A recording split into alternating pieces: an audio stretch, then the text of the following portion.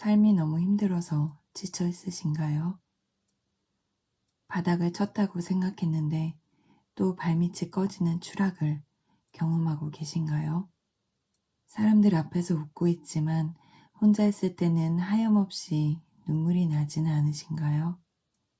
오늘은 사는 게 너무 힘들고 지쳤을 때, 바닥을 치고 또 칠 때, 하염없이 눈물만 나고 아무도 만나고 싶지 않을 때, 아침에 눈을 뜨는 게 더 이상 기대되지 않을 때, 제 삶을 지탱해 준 방법을 말씀드리려고 합니다. 안녕하세요, 올림입니다. 저는 몇 년 전 큰 우울을 겪었습니다. 사람들도 만나고 싶지 않고, 사는 게 하나도 기대가 되지 않고, 나도 모르게 제 입에서 불행하다라는 혼잣말이 나오던 시기였어요. 그런데 살아야 했어요.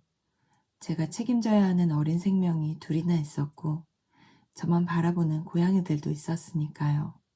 상담이나 누군가의 도움을 받는 것조차 그 당시에는 사치로 느껴졌어요. 경제적으로도 심리적으로도 그럴 여유는 없었고, 그렇지만 뭔가 이대로는 안 된다는 위기감이 점점 커졌습니다. 어느 날 새벽 무언가에 홀린 듯 컴퓨터를 켜고 글을 쓰기 시작했습니다. 원래 글을 쓰던 사람도 아니었고 작가가 되어야겠다는 꿈을 가진 적도 없었어요. 가족이나 친구에게도 말할 수 없는 제 안에서 터져나오는 말들을 쏟아낼 곳이 필요했어요. 그렇게 저는 쓰는 사람이 되었습니다.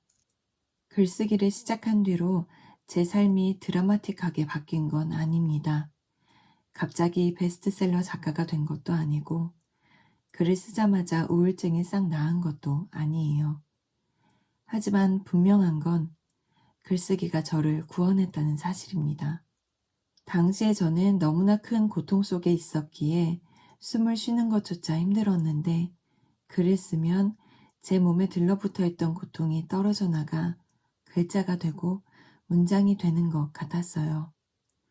그렇게 떨쳐내면서 생긴 틈에서 비로소 숨을 쉴 수 있었습니다.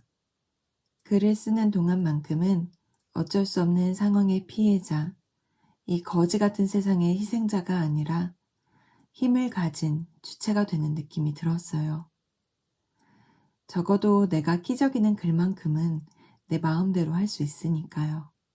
신생아 집중치료실에 있는 아기를 한겨울에 면회 다니면서 가정의 불화를 겪으면서 아이의 장애라는 꿈에도 생각지 못했던 큰 일을 감당하면서 죽지 않고 죽이지 않고 살아있을 수 있었던 건 글을 썼기 때문입니다. 지금 너무 힘들다면 우울하고 고통스럽지만 누군가를 만나서 말을 하는 것조차 어렵게 느껴진다면 혼자서 돈 한 푼 들이지 않고 할 수 있는 글쓰기부터 해보시기를 추천합니다. 글을 어떻게 쓰는지 몰라도 괜찮아요. 잘 쓰지 않아도 괜찮아요. 이건 어디까지나 나를 위한 글쓰기니까요. 시작이 막막해서 도움이 필요한 분들은 고정 댓글을 확인해 주세요. 글쓰기가 여러분의 치유에 도움이 되길 바랍니다. 영상 봐주셔서 고맙습니다.